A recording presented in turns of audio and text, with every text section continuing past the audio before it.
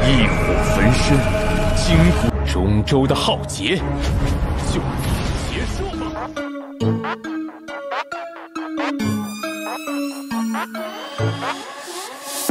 Halo guys, kopi, rokok udah siap? Selamat datang kembali dalam pembahasan Battle Through the Heavens versi novel. Buat yang baru datang, tonton dulu ceritanya dari awal. Dan buat kalian yang selalu stay, kuilah seruput kopinya.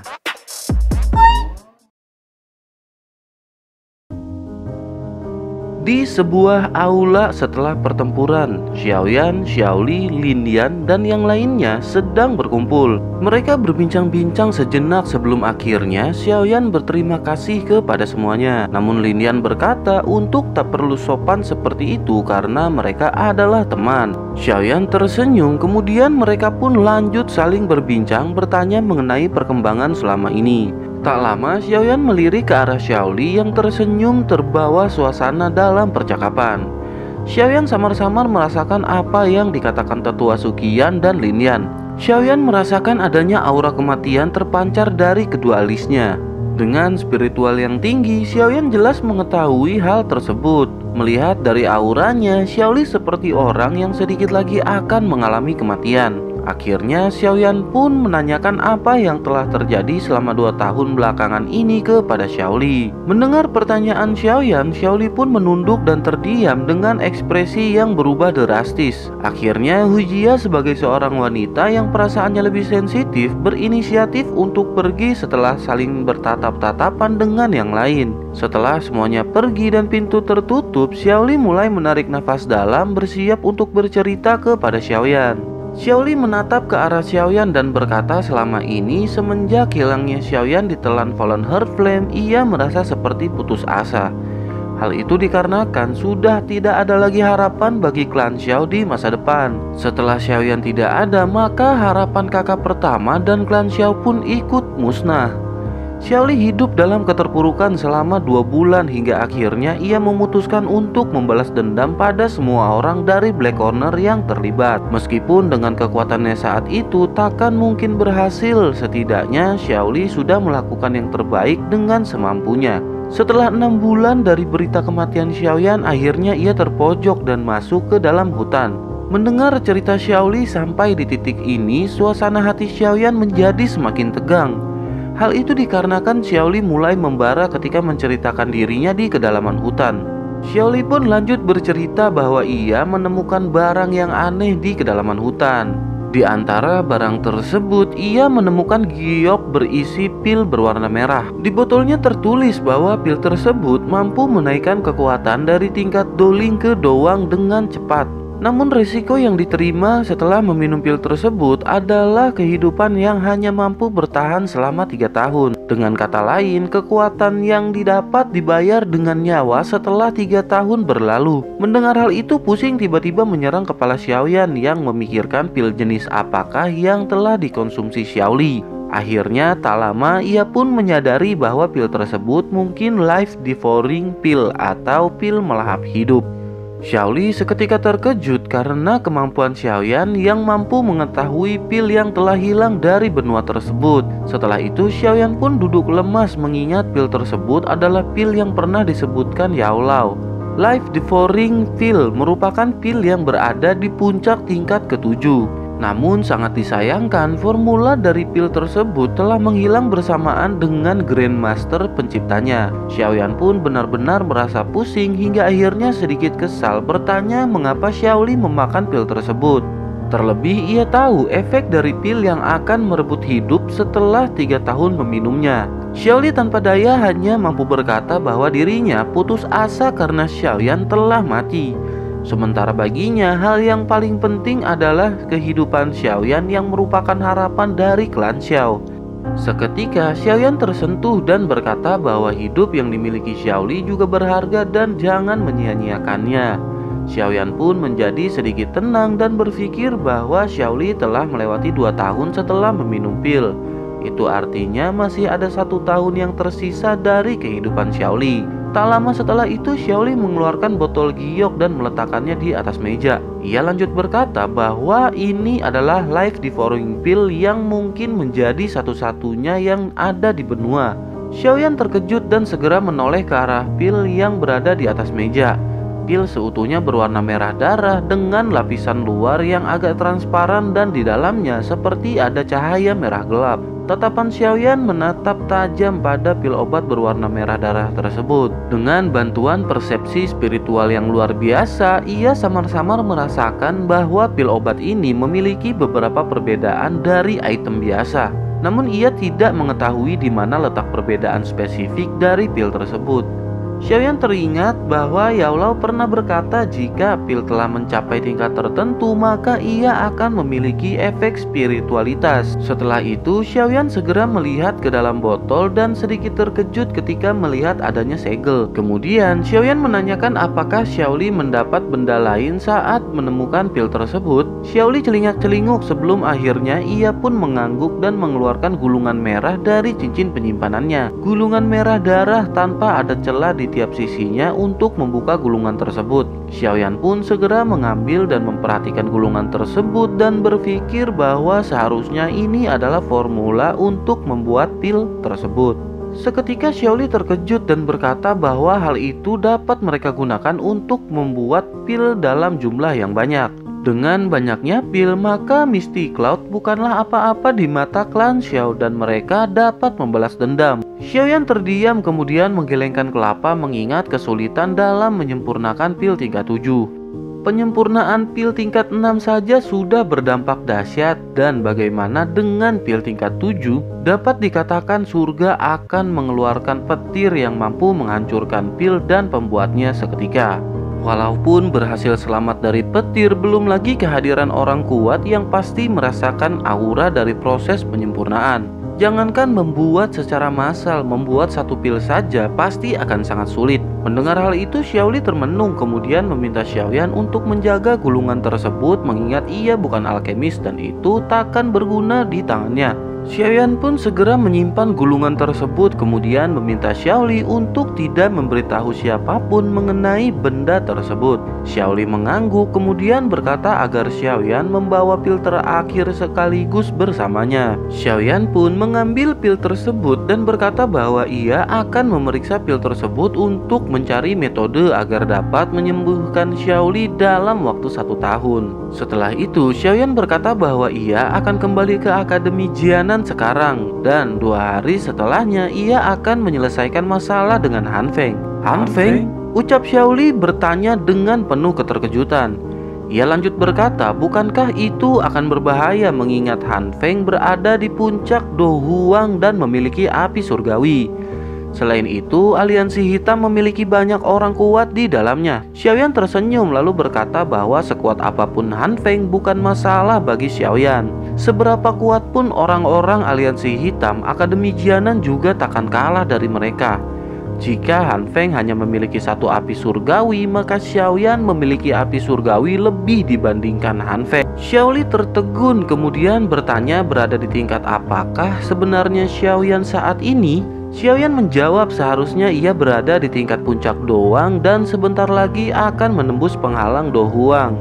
Xiaoli mengerutkan kening dan berkata bahwa itu adalah kesenjangan besar di seluruh kelas. Xiaoli pun melotot menatap Xiaoyan hingga akhirnya ia teringat Fan Lao yang telah mati di tangan Xiaoyan.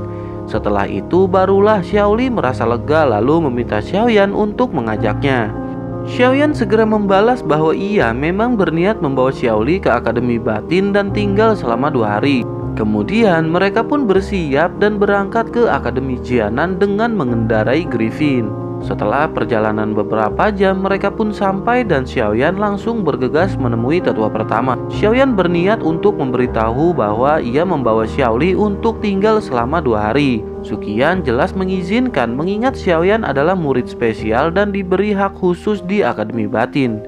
Singkat cerita, waktu yang dinanti pun tiba dan mereka bersiap untuk menuju ke Black Corner Region. Sayap terbentang dari masing-masing dan segera terbang ke langit menuju medan pertempuran. Dalam hatinya, Xiaoyan berkata kali ini ia akan benar-benar membalaskan dendam gurunya yang telah tertidur. Beralih ke kota Feng, tepatnya di satu rumah di mana Han Feng dan beberapa orang kuat sedang berkumpul. Han Feng berkata seharusnya mereka telah mengetahui berita tentang Xiaoyan yang masih hidup. Selain itu, Fan Lao telah mati di tangan Xiaoyan ketika sedang menjalankan misinya. Semua yang berada di ruangan tersebut adalah orang kuat di daerah Black Corner. Namun, mendengar nama Xiaoyan, raut wajah mereka seperti dipenuhi dengan rasa takut. Jelas hal itu dikarenakan Fan Lao yang merupakan 10 orang terkuat Black Corner mampu dikalahkan oleh bocah tersebut. Terlebih Han Feng sendiri pernah dikalahkan ketika bertempur 2 tahun yang lalu. Han Feng lanjut berkata setelah Xiaoyan bangkit dari kematiannya, ia pasti akan mencari semua orang yang terlibat dalam penyerangan waktu itu. Dengan begitu, cepat atau lambat, Xiaoyan pasti akan segera menuju ke Black Corner Region untuk membalaskan dendamnya. Menanggapi hal itu, salah seorang berkata bahwa jika Xiaoyan memang benar-benar kuat, maka cara untuk menghadapinya ialah dengan menyerang secara bersamaan. Mereka yang awalnya tegang pun seketika menjadi agak lega setelah mendengar hal tersebut. Begitu juga Han Feng yang tersenyum dan berkata bahwa ia telah mengirim orang untuk mencari keberadaan Xiaoyan di seluruh Black Corner. Ketika Xiaoyan telah ditemukan, maka mereka dapat langsung bergerak untuk membunuh Xiaoyan. Setelah itu, Han Feng berkata jika mereka berhasil membunuh Xiaoyan, maka Han Feng akan memberi hadiah yang sangat berguna bagi mereka semua. Mendengar hal itu, jelas mereka pun setuju dengan rencana yang dibuat Han Feng untuk melenyapkan Xiaoyan. Tak lama setelah itu, Golden Silver Brother terkejut dan mengangkat kelapanya. Begitu juga Han Feng yang langsung melirik ke arah selatan di mana aura besar dan kuat terpancar. Dengan cepat aura mendekat dari arah selatan membuat mereka pun terkejut.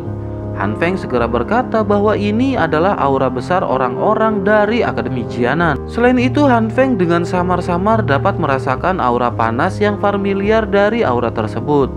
Seketika si Heart Flame dalam tubuhnya seolah merasa ketakutan setelah merasakan aura panas yang mendekat. Han Feng semakin serius dan bertanya-tanya aura apakah yang mampu membuat si Heart Flame yang menempati posisi 15 api surgawi ketakutan. Beralih ke langit di mana pasukan Akademi Jianan telah masuk wilayah aliansi hitam.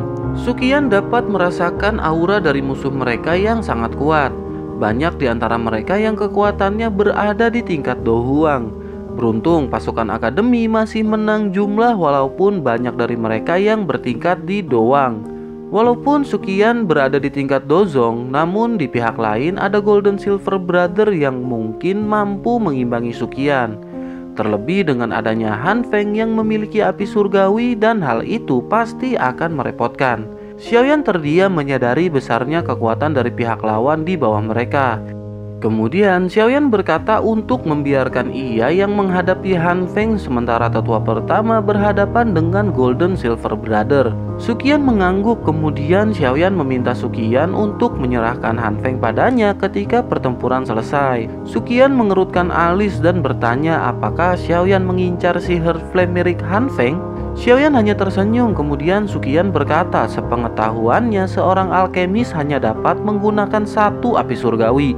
Ia merasa bingung mengapa Xiaoyan dapat menguasai dua api bahkan ingin merebut api surgawi milik Han Feng. Xiaoyan tersenyum lalu berkata meskipun begitu tetua hanya tahu Xiaoyan memiliki dua api surgawi tanpa tahu perjuangan dan penyiksaan yang ia alami di dalam magma. Hanya keberuntungan yang membuat Xiaoyan dapat bertahan dan melepaskan diri dari hal tersebut.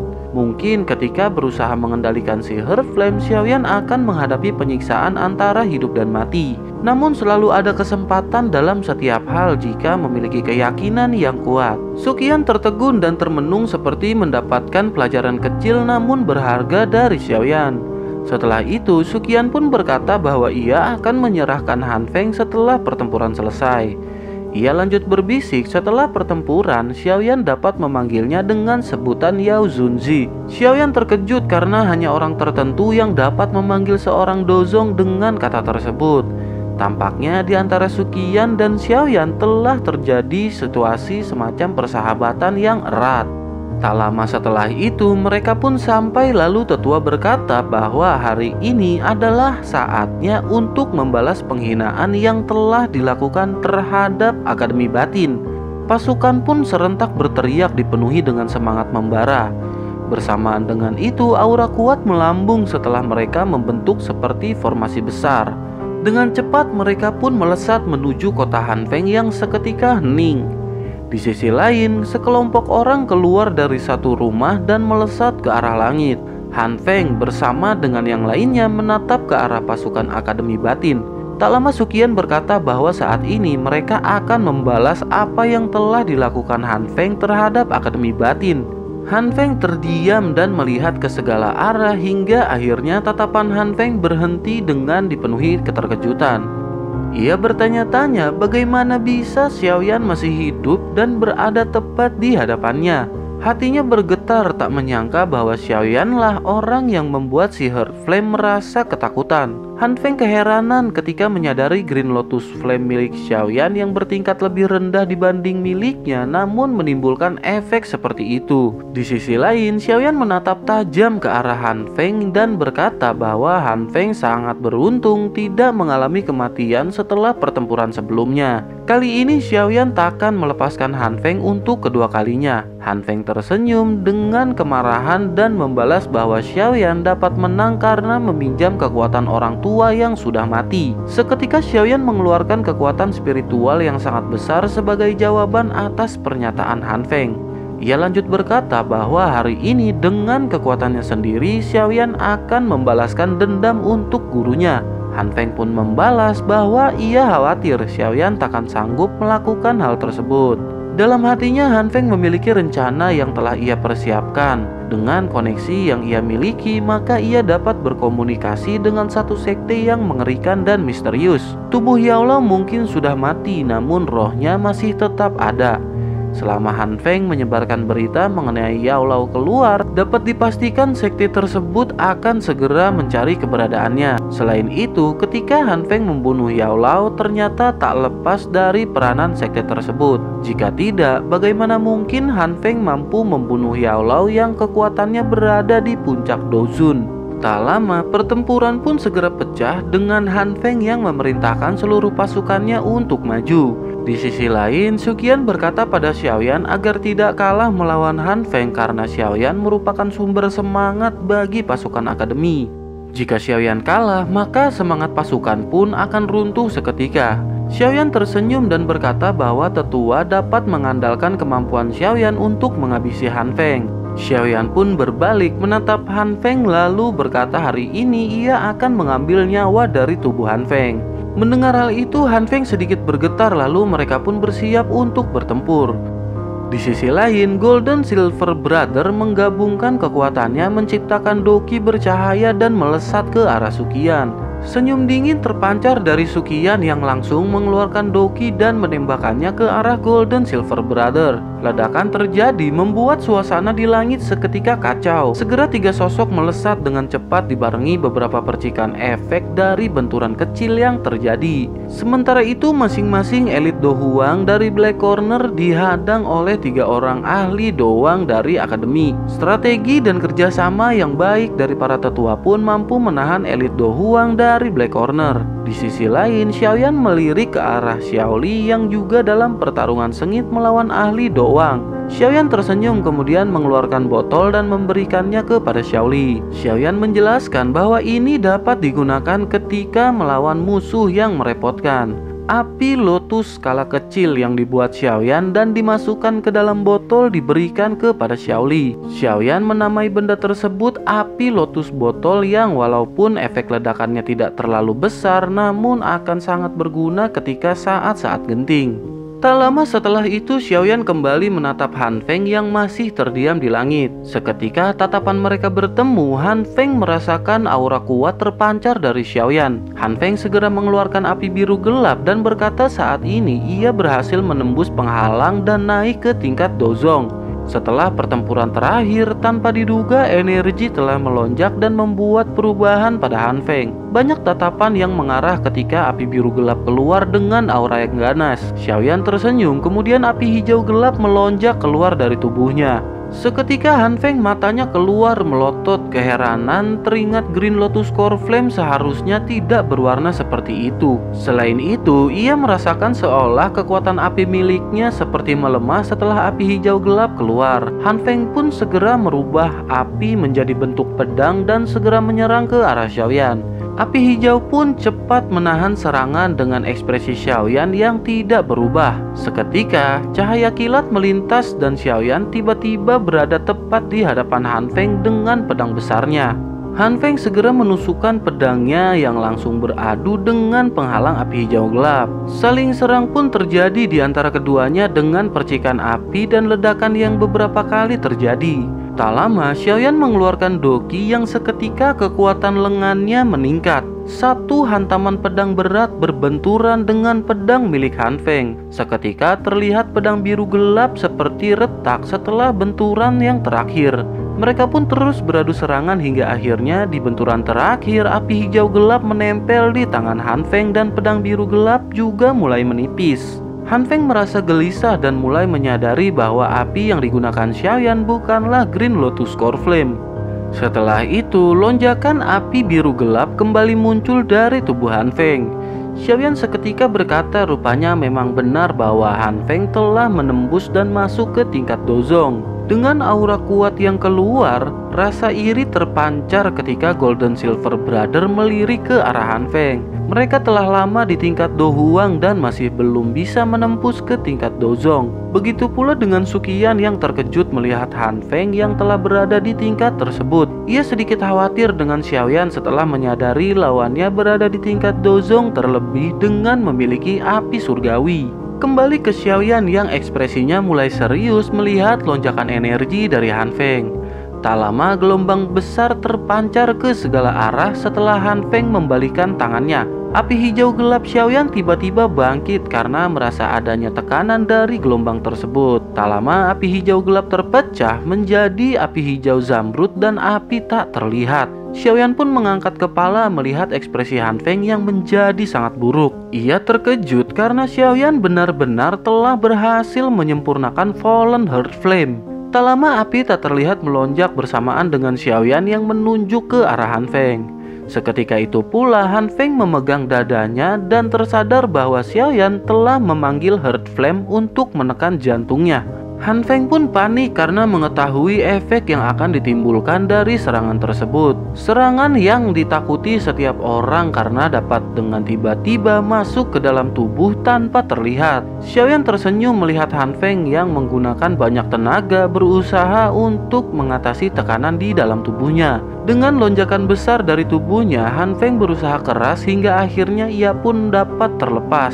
Xiaoyan segera bersiap dengan pedang besar yang dilapisi api hijau dengan kekuatan dahsyat. Sementara itu, lonjakan besar Han Feng menghasilkan teknik Radiant Shield yang langsung dilepaskan ke arah Xiaoyan. Sementara itu, teknik api membelah tsunami juga telah dilepaskan Xiaoyan dengan kekuatan dahsyat. Kedua serangan pun dengan cepat bertabrakan menimbulkan ledakan yang sangat menakutkan. Lautan badai tercipta membuat area sekitar menjadi hening dengan gelombang yang menyapu ke segala arah. Energi masih terus berputar hingga 10 menit lamanya di bawah tatapan orang-orang yang terkejut. Kekuatan penghancur yang sangat jarang terjadi membuat semua orang hanya sanggup berdiam dan menghindar. Tak lama, dua sosok pun mulai terlihat dengan Han Feng yang sedikit lebih baik meskipun rambutnya berantakan dan nafas tergesa-gesa. Di sisi lain, Xiaoyan terlihat pucat dengan nafas yang tak beraturan dan lemah. Han Feng tertawa meledek Xiaoyan yang terlihat sangat menyedihkan setelah beradu serangan. Xiaoyan perlahan-lahan mengangkat tangannya, kemudian api hijau gelap pun mengalir di tangannya dan api lotus hijau zamrud segera muncul. Ekspresi Han Feng menjadi sangat buruk setelah melihat apa yang dikeluarkan Xiaoyan saat ini. Api lotus seukuran tangan Xiaoyan cukup membuat Han Feng ketakutan karena pernah hampir mati setelah terkena serangan tersebut. Tak lama, lotus pun dilepas dari tangan Xiaoyan dan perlahan menuju ke arah Han Feng. Melihat hal itu, Han Feng segera mengeluarkan semua api biru gelap hingga menimbulkan lautan api berwarna biru. Gelombang tercipta hingga akhirnya api biru berubah bentuk menjadi sosok binatang besar dengan kepala menyerupai singa. Xiaoyan agak terkejut karena selama 2 tahun ini Han Feng telah mampu mengendalikan api surgawi sampai ke titik membentuk suatu objek. Namun melihat lotus yang dilemparkan Xiaoyan semakin membesar seiring fluktuasi energi, Xiaoyan memiliki keyakinan bahwa itu takkan kalah dari serangan Han Feng. Lotus terus membesar menandingi sosok api biru yang dilepaskan oleh Han Feng. Dengan jentikan jari Xiaoyan, lotus pun seperti berteleportasi dengan cepat melesat ke arah Han Feng. Seketika ledakan dahsyat terjadi disusul dengan gelombang dahsyat yang mampu menghancurkan gunung dan mengguncang langit. Energi liar bergejolak tak tentu arah menghancurkan semua yang dilewatinya. Gemuruh menggelegar di sepanjang langit membuat semua ahli yang bertempur seketika berhenti dan tercengang melihat keganasan yang menggumpal di dalam langit. Ledakan kembali terjadi mengakibatkan keheningan sesaat sebelum akhirnya energi liar kembali meletus. Badai api menakutkan menyebar dan menutupi area dengan radius lebih dari 100 meter. Para ahli yang bertarung seketika melarikan diri menjauh dari energi liar yang sangat mematikan. Di sisi lain, Suqian dengan serangan terakhirnya berhasil memukul mundur Golden Silver Brother. Ekspresi mereka pucat setelah menerima kekalahan dari Suqian dalam pertempuran yang terakhir. Tanpa campur tangan pihak lain, akhirnya Suqian berhasil mengalahkan mereka berdua yang dikatakan mampu bersaing dengan elit Dozong. Setelah itu Suqian melirik ke arah Xiaoyan dan tak menduga bahwa Xiaoyan benar-benar mampu menahan Han Feng sampai saat ini.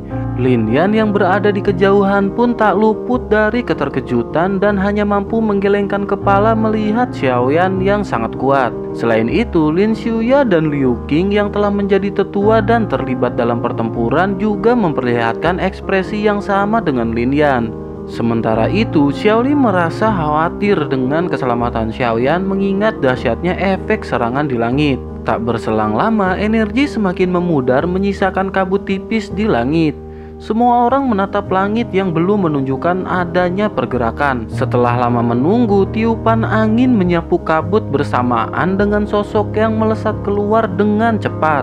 Han Feng telah keluar dari kabut membuat ekspresi semua anggota aliansi hitam menjadi sedikit rileks. Sukacita pun terpancar di hati mereka melihat orang yang selamat adalah Han Feng. Dengan begitu, maka Akademi Batin akan sangat terpukul dan kekuatannya akan menurun. Benar saja, wajah pasukan Akademi Batin mengalami shock karena Xiaoyan tak kunjung terlihat. Suasana hening terus berlalu dengan mata yang dipenuhi harapan Xiaoyan selamat. Tiba-tiba Suqian berkata sepertinya ada sesuatu yang aneh terjadi dan membuat mereka terkejut. Suqian lanjut berkata walaupun Han Feng keluar dari kabut terlebih dahulu, namun posisi ia turun terlihat seperti orang yang jatuh karena ditendang. Mereka pun segera memperhatikan Han Feng yang turun dari langit dan benar saja mereka melihat adanya keanehan. Tak lama, kabut di langit benar-benar menghilang dihempas angin besar dan muncul sosok hitam di atas langit.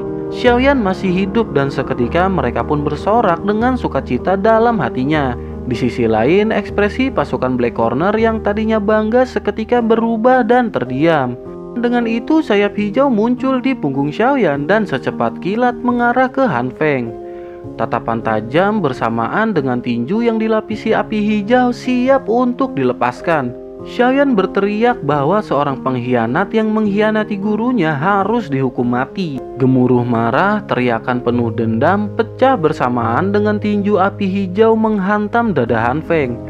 Darah keluar dari mulut Han Feng dan dengan cepat menghantam ke tanah. Sebuah lubang tercipta akibat hantaman keras Han Feng setelah dihajar Xiaoyan. Tanpa berlama-lama, Xiaoyan mengeluarkan pedang besarnya dan melesat kembali ke arah Han Feng yang terbaring lemah. Jelas ini adalah pukulan terakhir untuk memastikan Han Feng benar-benar telah mati. Melihat hal itu, para ahli dari Black Corner segera mengarah ke Xiaoyan untuk menyelamatkan Han Feng. Mereka jelas menyadari pentingnya Han Feng untuk aliansi hitam. Jika Han Feng mati, maka aliansi secara otomatis juga akan hancur. Beruntung Suqian dan para tetua lainnya segera membuat segel hingga akhirnya mereka tidak dapat masuk. Dengan kekuatan penuh, Xiaoyan sudah berada tepat di atas kepala Han Feng dan mengayunkan pedangnya. Suara benturan besi terdengar sesaat sebelum pedang menghantam kepala Han Feng. Rantai hitam dengan sangat cepat menghalangi laju pedang Xiaoyan dengan sangat mudah. Seorang pria dengan pelan berkata, apa yang dikatakan Han Feng ternyata benar. Spiritual Yao Chen berada di dalam tubuh bocah tersebut. Beralih ke Xiaoyan yang tenaganya benar-benar terkuras habis setelah serangan terakhirnya. Maka dari itu, ia tidak dapat menghindari rantai hitam yang memblokir serangannya tersebut.